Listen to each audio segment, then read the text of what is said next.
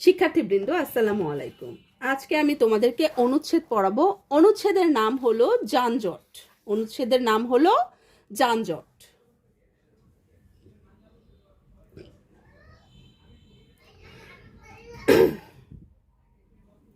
বাংলাদেশের বড় শহরগুলোতে প্রতিদিন যে দৃশ্য চোখে পড়ে তা হলো যানজট।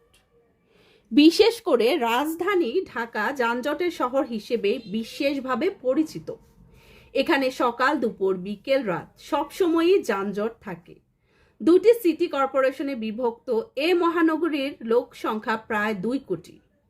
বাস, ট্রাক, কার, অটো রিকশা ইত্যাদি মিলিয়ে কয়েক লাখ যান চলাচল করে প্রতিদিন। এসব যানের সুশৃঙ্খলভাবে চলার জন্য প্রশস্ত রাস্তা এখানে খুব বেশি নেই। বাইক আর রিকশার দাপটে সাধারণ মানুষ ফুটপাতেও ঠিক মতো চলাচল করতে পারে না।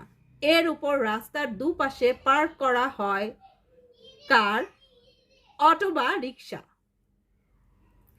এছাড়া থাকে ছোট ছোট দোকানপাট, নির্মাণ কাজে ব্যবহৃত বালি, রড, সিমেন্ট, ইট, পাথর ইত্যাদি।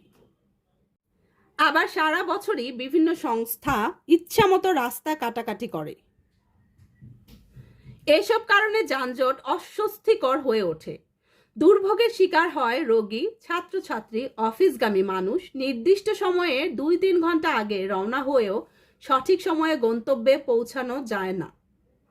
ইতিমধ্যে যানজট নিরসনের জন্য সরকার উড়াল সেতু, ওভারব্রিজ, আন্ডারপাস, নতুন রাস্তা বা লিংক রোড, মেট্রো রেল ইত্যাদি প্রকল্প দ্রুত বাস্তবায়নের প্রচেষ্টা অব্যাহত রেখেছে।